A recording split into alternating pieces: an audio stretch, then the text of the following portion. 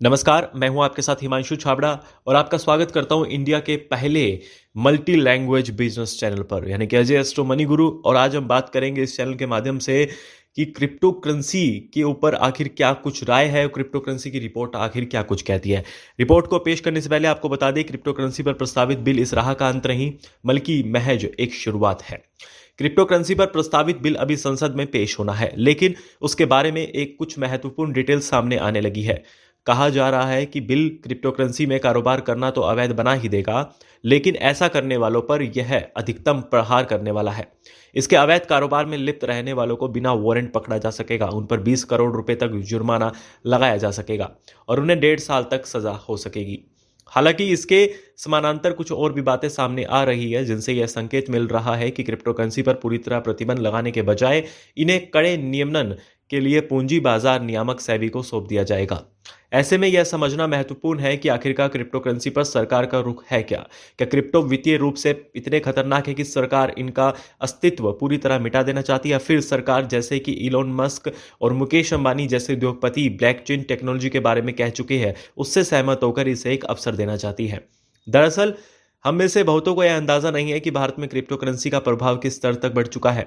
Crypto currency का पहला जो जिक्र हुआ वो 2008 में हुआ, एक रिसर्च पेपर के माध्यम में किया गया।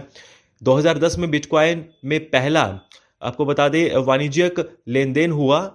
इसके करीब 3 साल बाद 2013 में crypto currency exchange Unicoin launch हुआ, जिसके बाद भारतीयों के लिए क्रिप्टो करेंसी में ट्रेडिंग करना संभव हो गया। यानी यदि इसी वर्ष को भारत में क्रिप्टो की शुरुआत माने तो भी अभी इसके महज 8 वर्ष हुए हैं, लेकिन इतने कम समय में भारत में किस कदर लोकप्रिय हो गया है इसे इसी तथ्य से समझा जा सकता है कि चैनलिसिस की रिपोर्ट के मुताबिक सिर्फ 2021 में ही भारत में क्रिप्टो करेंसी का बाजार लगभग 7.5 गुना बढ़ गया है। इस साल अगस्त में चैनलिसिस ने ग्लोबल क्रिप्टो एडॉप्शन इंडेक्स जारी किया, जिसके मुताबिक जिन 154 देशों में क्रिप्टो करेंसी रखने वाले लोग हैं, उनमें भारत का स्थान दूसरा है।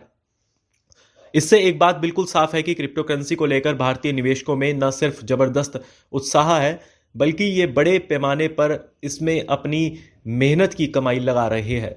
इससे यह समझा जा सकता है कि क्यों विश्व में भारत पहले 10 देशों में शामिल हो रहा है जिन्होंने क्रिप्टो करेंसी पर रेगुलेशन तय कर दिए हैं। भारत के लिए खास तौर पर यह इसलिए भी जरूरी है क्योंकि दुनिया के कई देशों और आर्थिक तंत्र के विशेषज्ञों ने आतंकवादी संगठनों और ड्रग माफिया द्वारा क्रिप्टो करेंसी के इस्तेमाल की आशंका जताई है।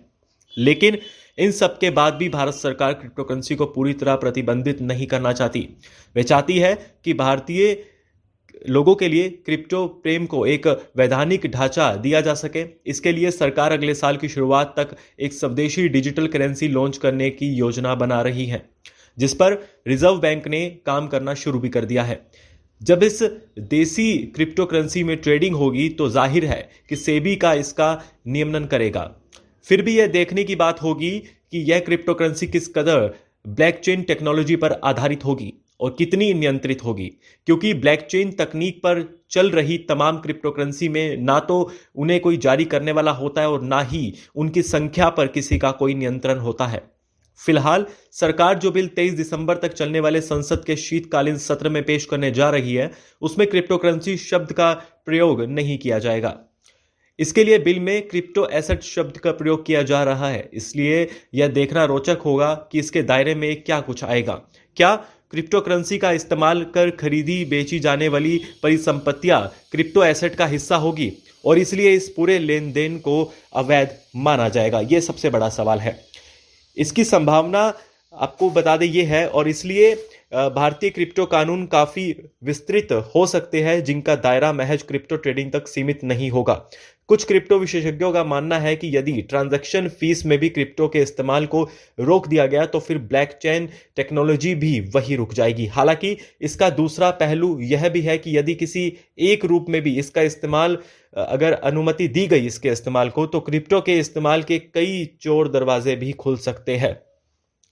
सरकार क्रिप्टो को किस हद तक आर्थिक तंत्र के लिए खतरा मानती है, इसे इसी बात से समझा जा सकता है कि इस कानून का उल्लंघन करने वालों को न सिर्फ बिना वारंट गिरफ्तार किया जा सकेगा, बल्कि उन्हें बिना जमानत जेल में रखा जा सकेगा। हालांकि कानून के इस प्रावधान में आपको बता दें अदालतों में चुनौती दी जा सकती है और यह देखने की बात होगी कि संविधान के स्वतंत्रता के अधिकार के परिप्रेक्ष्य में ये प्रावधान कब तक टिक पाएंगे। कुल मिलाकर सरकारी बिल के पेश होने, उस पर चर्चा होने और उसके पारित होने तक इसके मूल प्रारूप में कई बदलाव देखने को मिल सकते हैं। इतना ही नहीं, इसके पारित होने और कानून बनने के बाद भी आने वाले समय में कई संशोधनों की आवश्यकता भी पड़ेगी। वही आपको बता दें, इसलिए फिलहाल तो क्रिप्टो करेंसी पर आने वाले बिल को एक बिल्कुल अनजाने रास्ते पर शुरू होता सफर ही जानिए, जिसमें कई पड़ाव आने वाले हैं और उनके मुताबिक ही इसमें कई बदलाव भी होंगे। इसी के साथ ही आपको बता दें कि ये एक बड़ी बात है जो क्रिप्टो करेंसी के बारे में हमने आपको बताई है। क्रिप्टो करेंसी पर प्रस्तावित बिल इस राह का अंत नहीं, बल्कि महज एक शुरुआत है। आप हमारे साथ देखते रहिए हमारा ये चैनल अजय एस्ट्रो मनी गुरु, और हाँ, सब्सक्राइब करना ना भूलें। सब्सक्राइब करने के साथ साथ हमारे इस चैनल के जो बेल बटन है उसको आप टैप करिए, ताकि पल पल की बिजनेस की आपको अपडेट मिलती रहे। किस मार्केट में कहाँ उछाल चल रहा है, कहाँ गिरावट आई है, मौसम की क्या कुछ अपडेट है, क्रिप्टो करेंसी का क्या कुछ नया फैसला आया है, हम आपको पल पल रखेंगे जागरूक। हमारे चैनल को अभी करें सब्सक्राइब।